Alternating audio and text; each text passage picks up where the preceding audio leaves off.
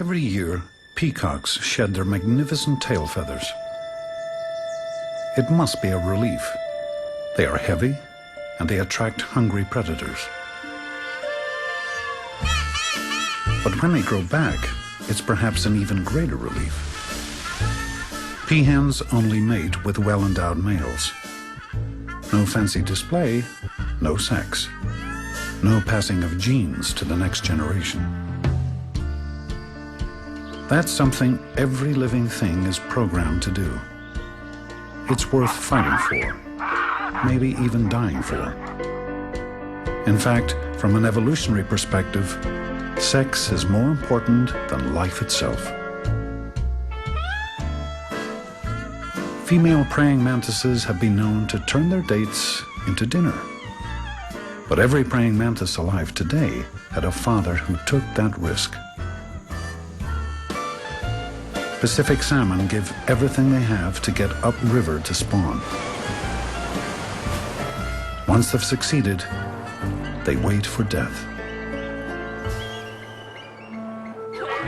And while we won't trade our lives for sex, most of us will risk death to protect our children, the carriers of our genes. Evolution is a story written over countless generations. To inherit and pass on genes is to be part of that story. That's our immortality. That's what connects us to humans on into the future. That's what's connected us to all of our ancestors in the past. That's what connects us to the ancestors that were fish, the ancestors that were protozoans, and the ancestors that were bacteria. It's the single thread that connects all of life on this planet. Sex and genes. Driving behavior, driving evolution.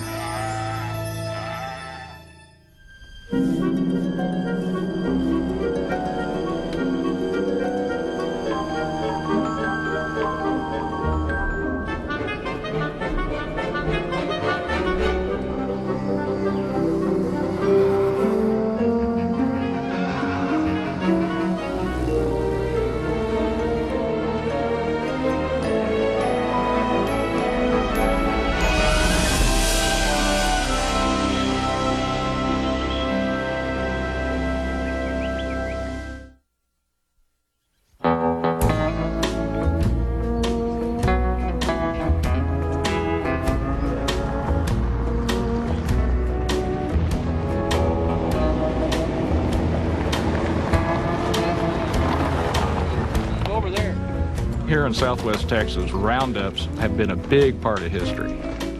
I mean, we have cattle roundups. Lately, we have rattlesnake roundups, but my crew is not here to look for cattle or rattlesnakes. We're here to look for a particular species of lizard that has a different reproductive strategy than most organisms that live on this earth. Hey, look, there's one. Right there, buddy. Right there. There it goes. Going back towards you.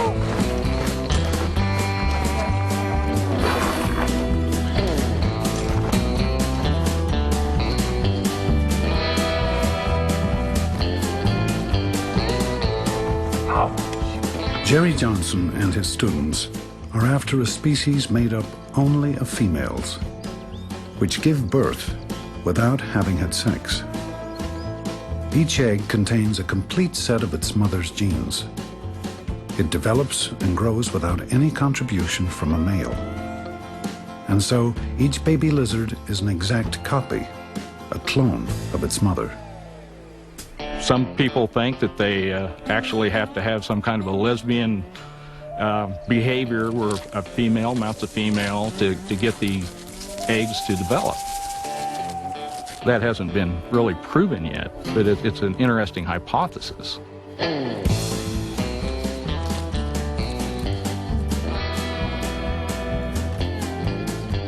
Regardless of how they do it, these lizards have mastered the art of cloning, which raises a fundamental question. As far as these lizards go, the big question, I think, is they do so well as all-female species. Why is there sex? I mean, are males really necessary?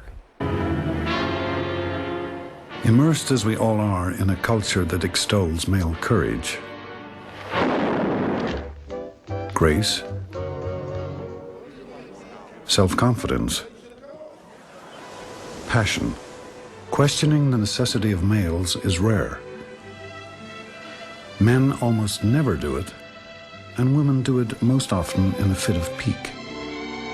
Most of the time we're happy to say vive la différence and get on with things. But for evolutionary biologists, the question is real.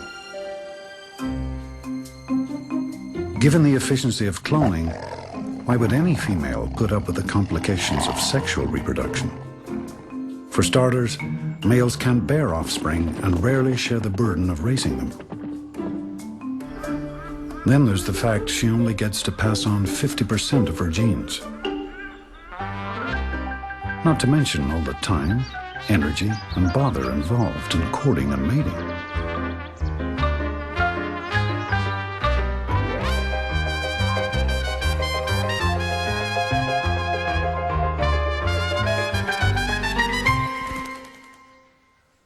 Take a little bit. Oh, just. Nevertheless, virtually every new life on the planet is a result of sexual reproduction and not asexual cloning. Oh, no, it's good for you.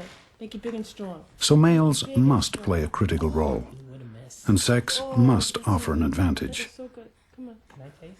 Whatever it is, it's buried deep within us. All my life, I've wanted to be a mom. It's an instinct, it's a feeling, it's something that you just know you want to do. I've done such a 180. It's amazing. I never thought I'd hear myself say that, but I really, really wanted to have children. The itsy bitsy spider went up the water spout. Through 7 years, multiple operations, and more tests and procedures than either cares to remember, Sharon and JT pursued their dream of parenthood. She really had this burning desire to have children. We just didn't want to give up without exploring every possible angle and every possible way of doing it. And there's a lot of different ways. I was unaware of how many, what science can do nowadays. I mean, I learned a lot along the way as well. Naya is the best thing that's ever happened to me. I can't imagine my life before Naya. I think you're hungry. The biological imperative, as we all know, is to pass on genes. Most species on Earth use sexual reproduction. Why do this? Hold on. There has to be some fundamental biological evolutionary reason for sexual reproduction. This has been one of the major questions in biology for a very long time.